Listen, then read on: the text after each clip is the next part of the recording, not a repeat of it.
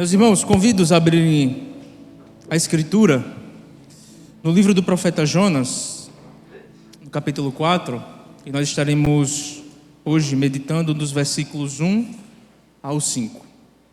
Livro do profeta Jonas, capítulo 4, onde estaremos meditando dos versículos 1 ao 5.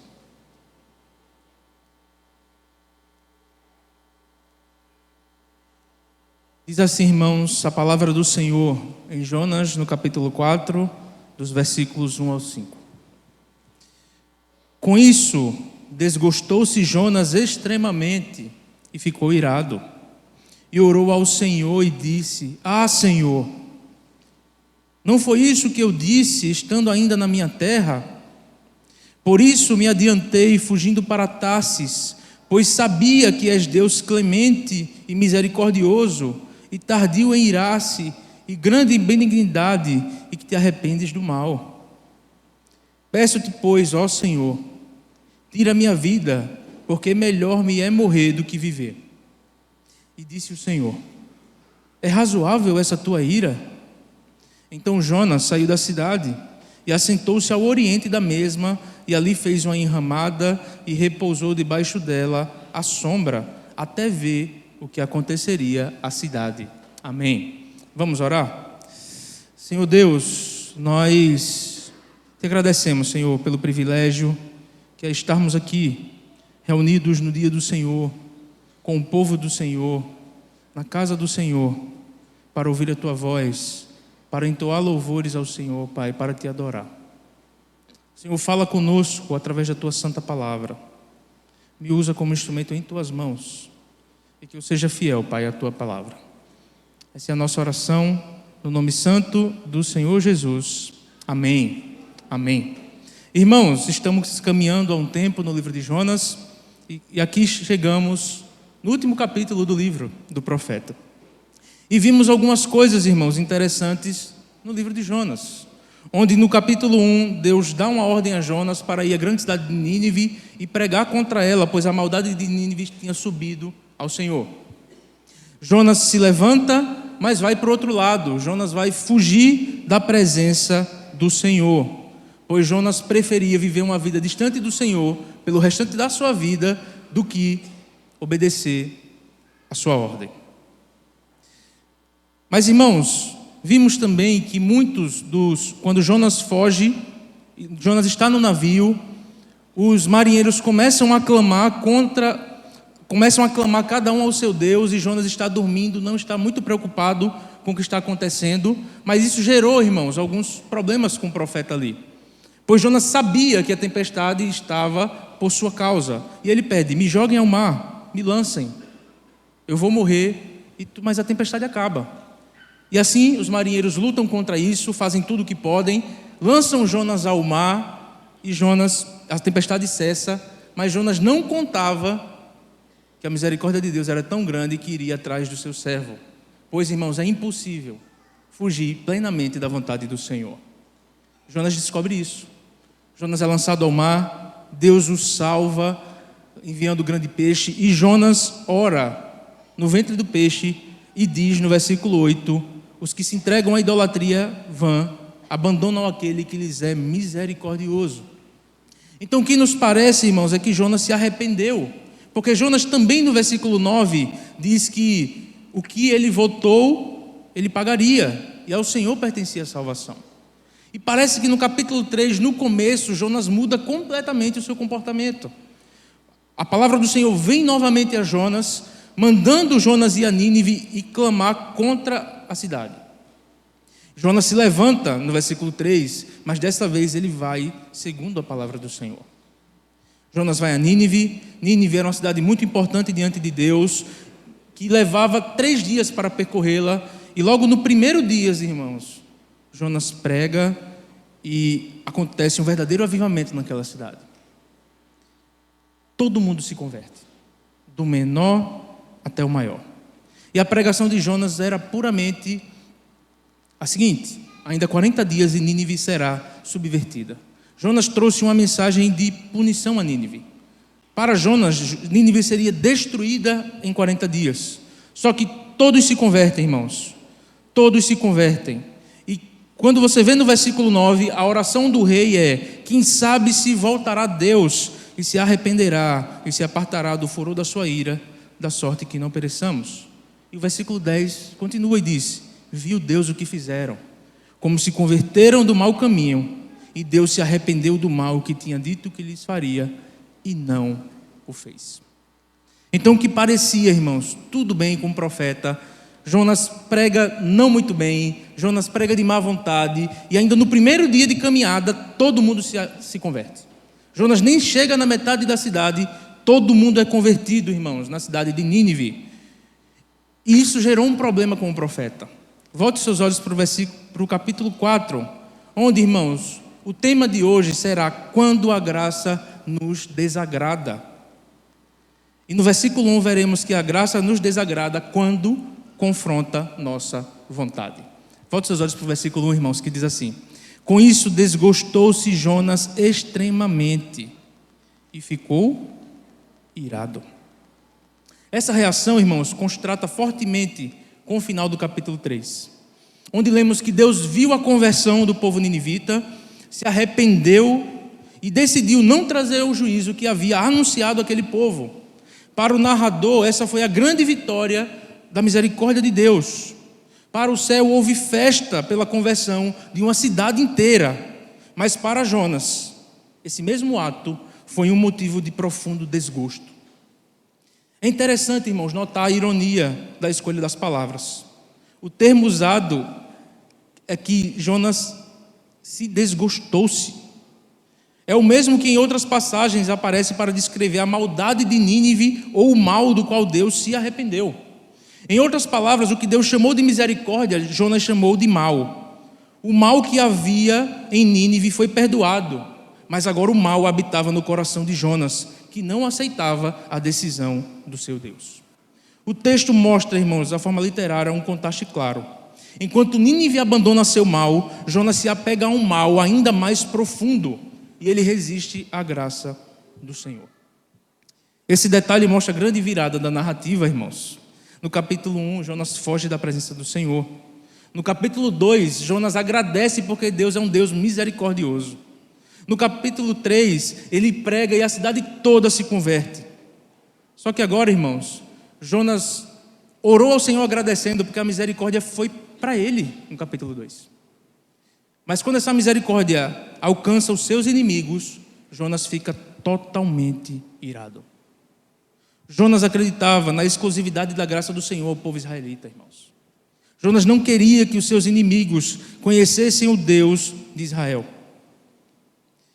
Mas aquela maldade que estava em Nínive no capítulo 1, agora não é mais um problema da cidade, é um problema do profeta.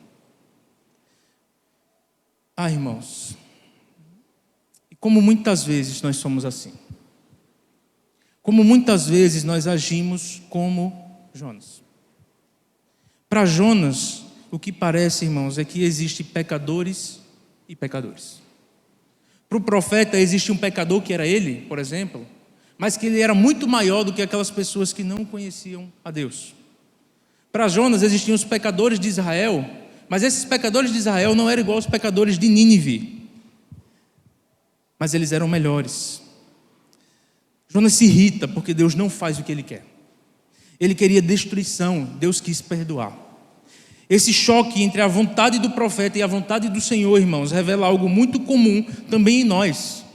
Gostamos da graça quando ela confirma nossos planos, mas nos incomodamos quando ela nos confronta. Quantas vezes oramos esperando que Deus faça exatamente o que desejamos? Por exemplo, queremos que Ele puna quem nos feriu, que abra caminhos que planejamos, que responda no nosso tempo e do nosso jeito.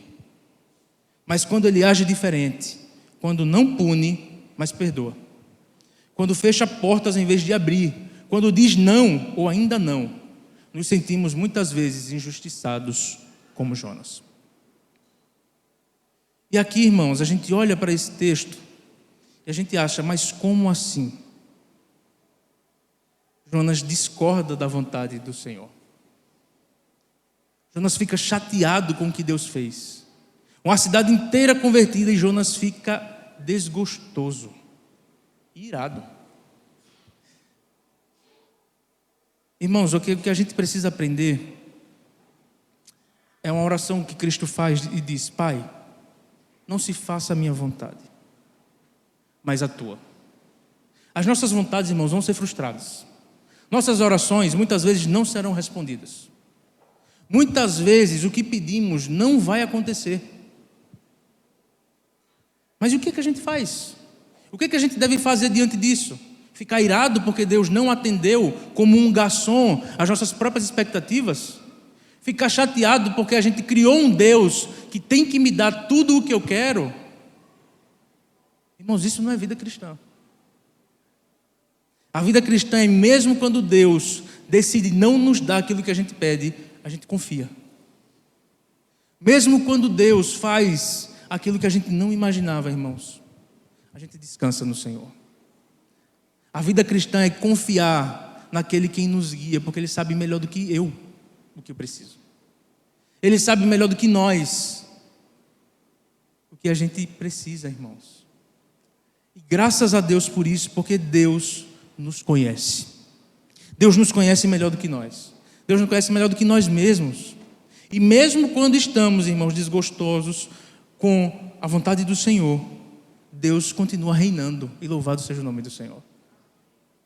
Agora volte os seus olhos, irmãos, para os versículos 2 e 3. Que a graça nos desagrada quando fere o nosso orgulho. Versículos 2 e 3 diz assim: E orou ao Senhor e disse: Ah, Senhor, não foi isso que eu disse estando ainda na minha terra? Por isso me adiantei fugindo para Tarsis, pois sabia que és Deus clemente e misericordioso, e tardio em irar-se, e grande em benignidade, e que te arrependes do mal. Note, meu irmão, essa é a segunda oração no livro do profeta Jonas. A primeira é no capítulo 2, e a última aqui no versículo 2. Jonas, diferentemente de fugir, agora pelo menos ele ora. Irmãos, e é tentador pensar que Jonas se esqueceu de que ele é um pecador. Provavelmente, irmão, Jonas simplesmente pensava que havia pecadores muito piores do que outros. E ele estava na primeira categoria. Uma pessoa basicamente boa, religiosa, com alguns problemas para resolver, mas que afinal ele era da nação de Israel. Enquanto os ninivitas estavam na segunda categoria de malfeitores perversos e que eram dignos da destruição. E muitas pessoas pensam assim. Embora admitamos alguns problemas de pecado em nossas vidas, não achamos que pessoas não merecem ser salvas e merecem ser enviadas diretamente para o inferno. Quando mencionamos um pecador, por exemplo, como Hitler ou Osama Bin Laden, por exemplo, nós somos rápidos em concordar e dizer: esse homem merece a ira de Deus e vai para o inferno. Mas quando nós olhamos diante do pecado e de pecadores como nós falamos: não, Deus foi gracioso e Deus nos salvou. Note, irmãos, quando a graça é para a gente se acha melhor do que as outras pessoas que não conhecem o Senhor.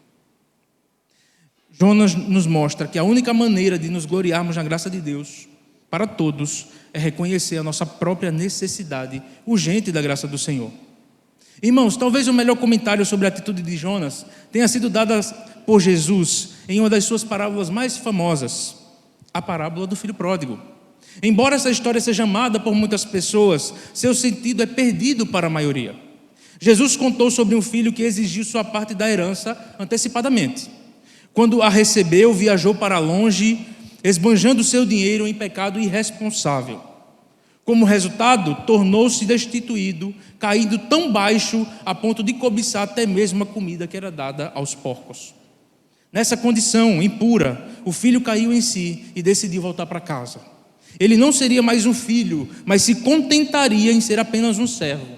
No entanto, ao se aproximar, seu pai o viu. Correndo ao encontro do filho na estrada, o pai o abraçou e o beijou. Chamando seus servos, mandou que uma rica túnica fosse colocada sobre os ombros de seu filho. Um anel foi colocado em seu dedo e sapatos foram colocados em seus pés. Então toda a comunidade realizou uma festa alegre para celebrar o retorno do filho pródigo. O pai amoroso exclamou: este meu filho estava morto e reviveu. Estava perdido e foi encontrado. A maioria das pessoas se deleita com esta parábola como uma imagem do amor misericordioso de Deus pelos pecadores perdidos que retornam ao lar. E é verdade, mas este não era o ponto principal da parábola de Jesus. Para entender isso, precisamos continuar lendo, pois aprendemos sobre o irmão mais velho que se ressente da misericórdia demonstrada ao seu irmão. Ele nunca havia fugido com o dinheiro do pai. Ele nunca havia desonrado o nome do seu pai. Contudo, ele reclamou: vocês nunca me deram um cabrito para eu festejar com os meus amigos. Mas quando veio este seu filho, que desperdiçou seus bens com prostitutas, vocês mataram para ele o bezerro cevado. Você percebe a atitude de Jonas nas palavras do irmão mais velho? Jonas quer morrer porque Deus mostrou misericórdia aos ninivitas. E o Senhor usou o amargo Jonas para fazer isso. E Jesus conclui a sua parábola dizendo: eu vos digo que haverá mais alegria no céu por um pecador que se arrepende do que por 99 justos que não necessitam de arrependimento. A alegria da salvação, irmãos. A maravilha da graça de Deus. Se quisermos entender o coração de Deus, precisamos compreender essa alegria pela redenção. Mas note, irmãos, o versículo 2 também nos mostra algo muito interessante, que é um diálogo de Jonas que até então não havia sido revelado ao leitor. O motivo de Jonas ter fugido do Senhor ainda não havia sido muito bem revelado. A gente pensava que foi por um chamado extremo, talvez pelos ninivitas serem totalmente cruéis, e é em parte verdade. Só que aqui no versículo 2, ele revela o porquê que Jonas fugiu. Jonas disse: não foi isso que eu disse estando ainda na minha terra? Por isso me adiantei fugindo para Tarsis. Então o motivo de Jonas ter fugido, meu irmão, era porque Jonas não queria que Tarsis fosse convertida. E por que a gente sabe disso? Olha as expressões que Jonas usa para falar de quem Deus é. Primeira, Deus é clemente e misericordioso. Clemente, irmãos, aponta para um favor imerecido de Deus, sua disposição de tratar com bondade os que não merecem. Misericordioso está ligado à palavra ventre materno, evocando compaixão profunda, como o cuidado de uma mãe pelo filho. A segunda expressão que Jonas usa é tardio em irar-se e grande em benignidade. Tardio em irar-se é uma expressão hebraica que significa literalmente longa de narizes ou narizes compridas. A ideia é que Deus não se deixa inflamar facilmente e sua ira demora a acender. Grande benignidade descreve a fidelidade amorosa e a disposição de Deus em dar mais do que alguém merece, em manter sua aliança mesmo quando o povo falha. E a última, irmãos, ele diz: e que te arrependes do mal. Aqui Jonas acrescenta um detalhe: Deus é capaz de suspender o juízo quando há arrependimento. Para ele isso era inaceitável, porque significava que Nínive, a inimiga cruel de Israel, podia escapar do castigo. Mas perceba a ironia que o autor nos mostra. Jonas conhece profundamente a teologia de Israel, cita corretamente os atributos de Deus, mas faz com o coração errado. Ele não celebra a misericórdia, ele reclama dela. Ele não louva a fidelidade de Deus, ele a considera uma ameaça. Em outras palavras, Jonas seleciona apenas os aspectos da revelação divina que lhe convém. Ele lembra da misericórdia de Deus, mas não da sua justiça. Esse é um texto, irmãos, que Jonas cita de Êxodo capítulo 34, nos versículos 6 e 7. Ele vê a graça para os outros como injustiça contra si mesmo. É tomado de orgulho, prefere morrer ao ver o caráter de Deus. Irmãos, você consegue perceber que Jonas diz mais uma vez que prefere morrer do que Deus usasse de misericórdia com o povo de Nínive? No capítulo 1, Jonas preferia fugir, viver distante. No final do capítulo 1, Jonas preferia morrer, ser lançado ao mar. Capítulo 2 parece que tudo ficou muito bem. No 3 ele vê o povo se convertendo, mas contra a sua palavra, porque ele profetizou somente que a cidade seria destruída em 40 dias. E agora Jonas vê, talvez o que nenhum pregador viu na vida, uma cidade toda convertida com a sua pregação, mas ele prefere a morte. O que Jonas está querendo falar no capítulo 3, irmãos, é que ele meio que está fazendo o jogo com Deus. Senhor, ou o Senhor destrói Nínive, ou o Senhor tira a minha vida. Ou o Senhor destrói a cidade que tem muitos pagãos e que são cruéis, ou o Senhor me leva. Jonas meio que dá uma opção para o Senhor, para ver se o Senhor iria fazer aquilo que ele queria. E como é que a gente vê isso, irmãos? Olha para os versículos 4 e 5 agora. Porque a graça nos desagrada quando revela o nosso coração. Diz assim: e disse o Senhor: é razoável esta tua ira? Então Jonas saiu da cidade, assentou-se ao oriente da mesma, e ali fez uma enramada, e repousou debaixo dela à sombra, até ver o que aconteceria à cidade. Irmãos, nesse capítulo 4 nós vemos a primeira oração que Jonas fala e Deus responde. Jonas fala e Deus responde. Até então o Senhor tinha falado com ele no capítulo 1. No 2, Jonas ora ao Senhor. No 3, o Senhor volta a falar com Jonas e ele cumpre. Mas agora há um diálogo em oração de Jonas com o seu Deus. Deus pergunta a Jonas: é razoável essa tua ira? Irmãos, a ideia da pergunta de Deus é: fazes bem, Jonas, em estar irado? A questão não busca uma informação, mas Deus quer expor o coração de Jonas. É como se Deus dissesse: Jonas, pensa bem, a sua raiva tem fundamento? É coerente ficar irado diante da minha misericórdia? E o texto prossegue, irmãos. Jonas sai da cidade, assenta-se ao oriente, faz uma enramada e se assentou debaixo dela à sombra, até ver o que aconteceria. Então note, Jonas sai da cidade e ele continua olhando para a cidade. Jonas sai da cidade, ele senta, faz uma enramada diante dele para ficar na sombra e continua olhando para a cidade. E por quê? Deus não já tinha se arrependido? Por que Jonas sai da cidade irado e continua olhando para a cidade para ver o que aconteceria? Lembra aquilo que eu falei no versículo 3? Que Jonas diz: Senhor, destrói a cidade ou tira a minha vida. E Jonas no versículo 5 mostra que ele continua olhando para ver se Deus mudava de ideia, se Deus tinha aceitado a sua condição.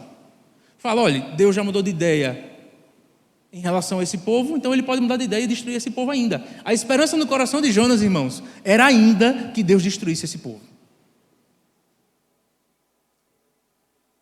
Olha o coração desse profeta. Deus pergunta: Jonas, tem fundamento essa sua ira?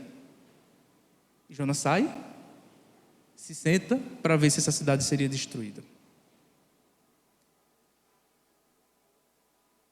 Irmãos, nesse contraste o autor nos mostra a questão do livro.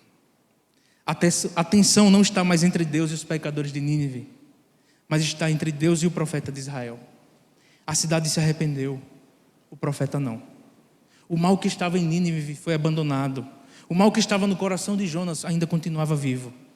A pergunta de Deus não apenas confronta, mas expõe essa realidade. O problema já não é Nínive. O problema é o profeta Jonas. Assim, o clímax do livro não é o arrependimento de Nínive, mas a revelação do coração do profeta diante da graça. Jonas cumpre a função de espelho, irmãos. Ele mostra como até os servos de Deus podem se incomodar quando a sua graça se manifesta de forma ampla, livre e soberana. Irmãos, a narrativa termina nos mostrando que a graça de Deus confronta a nossa vontade, fere o nosso orgulho e revela o nosso coração. Jonas não suportava ver os ninivitas perdoados. A misericórdia que o salvou no ventre do peixe foi a mesma que escandalizou quando alcançou seus inimigos. O profeta se assentou fora da cidade, esperando pela destruição, incapaz de se alegrar com a salvação. Mas o Evangelho nos apresenta um contraste. Tempos depois, outro profeta também se assentaria fora de uma cidade, não em Nínive, mas em Jerusalém. Não para ver sua destruição, mas para chorar sobre ela. Jerusalém, Jerusalém, quantas vezes quis eu reunir os teus filhos, como a galinha junta os seus pintinhos debaixo das asas, e vós não o quiseste. Jonas desejou morte para os seus inimigos. Jesus desejou dar a vida pelos seus inimigos. Na cruz, vemos o oposto da cena de Jonas 4. Ali, Cristo não disse: melhor morrer do que viver no mundo onde Deus perdoa. Pelo contrário, ele aceitou morrer para que o mundo pudesse viver perdoado. Ele não se indignou com a graça do Pai, ele mesmo encarnou essa graça, porque a graça de Deus se manifestou salvadora a todos os homens. Jonas não podia suportar um Deus que é gracioso, misericordioso, tardio em irar-se e grande em benignidade. Mas é exatamente assim, irmãos, que Deus se revelou plenamente em Cristo. A cruz mostra que a justiça de Deus e a graça de Deus não são opostas, mas se encontram na entrega do Filho. Nele, a ira foi satisfeita e a misericórdia triunfou. Na cruz, vemos que a graça não é injustiça, mas amor. Ali, a justiça de Deus foi satisfeita e a misericórdia se derramou plenamente. Ali a pergunta, irmãos: é razoável essa tua ira? Encontra a resposta: não. Nossa ira nunca é razoável diante da cruz. O que é razoável é nos rendermos à graça, reconhecendo que somos tão necessitados quanto Nínive e tão propensos quanto Jonas a resistir ao coração de Deus. Por isso a história de Jonas nos empurra para Cristo. Quando a graça nos desagrada, é porque ainda não olhamos o suficiente para a cruz. Só diante de Jesus entendemos que a graça que nos confronta, fere e expõe, irmãos, também é a graça que nos salva. Meu irmão, olhar para esse texto de Jonas, que nós nos sintamos desafiados. Desafiados a quê? A não olhar somente para esse texto e falar: não, aqui está a história do profeta fujão, do profeta que se irou porque Deus não fez o que ele queria. Mas que a gente se sinta desafiado a nos olharmos nesse texto, a percebermos, irmãos, que somos iguais, a percebermos que nos iramos sim quando Deus não faz o que a gente quer, a perceber que Deus, quando responde da forma como a gente não queria, nós ficamos irados. Jonas está nos mostrando que somos iguais, irmãos. Muitas vezes resistimos o chamado de Deus para as nossas vidas. Muitas vezes ficamos irados com a misericórdia, ou até olhamos para aquelas pessoas que nos feriram e falamos: está ali. Essa pessoa não merece a salvação. Mas eu sou bom demais, porque eu criei. E note que nessa expressão, nós não acreditamos mais na soberania do Senhor e acreditamos nas nossas obras. Mas, meu irmão, não existe um pecador tão perdido que Deus não possa alcançar. Não existe um pecador que esteja tão fundo que Deus não possa salvar. Deus salva uma cidade cruel. Deus salva uma cidade que matava israelitas, que era inimiga. E é justamente por isso que Jonas fica irritado. Mas Deus salva, irmãos. Deus salva. Creia no poder do Senhor. Creia na sua graça. Que a gente descanse no Deus que continua agindo hoje. Muitas pessoas que estiveram entre nós não estão mais. Talvez sejam pessoas da nossa família.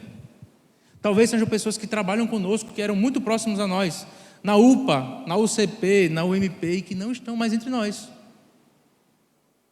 Mas, meu irmão, não existe pecador tão longe que Deus não possa trazer de volta.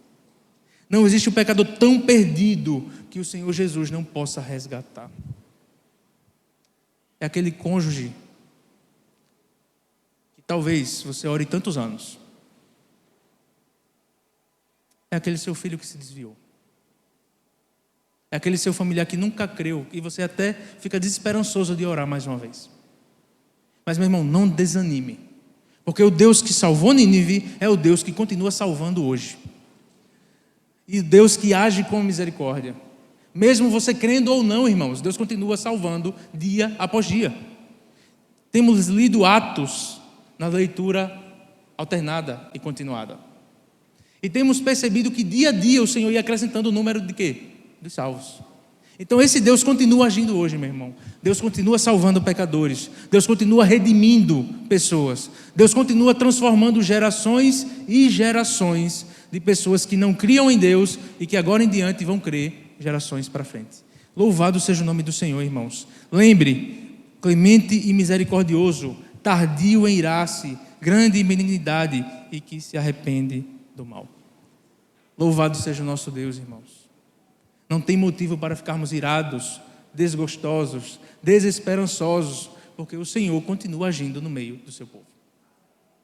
Talvez seja com pessoas que você não gosta, talvez seja pessoas do lado político que você não concorda, talvez seja políticos que você fala, é do diabo, é do demônio, mas note, não existe impossível para Deus não, meu irmão. Deus continua salvando. Deus continua agindo. E se Deus nos salvou, por que Ele não pode salvar quem Ele quer? Se Deus nos alcançou, nós que estávamos perdidos, por que Deus não pode salvar aqueles que estão perdidos também? Irmãos, e que sejamos instrumentos para isso. Jonas foi instrumento mesmo contra a vontade dele. E que nós sejamos, que nós venhamos a levar essa mensagem de salvação a todas as pessoas, sem parcialidade, meu irmão. Louvado seja o nome do Senhor. Porque mesmo quando somos iguais a Jonas, o Senhor continua sendo justo e misericordioso. E louvado seja o seu nome.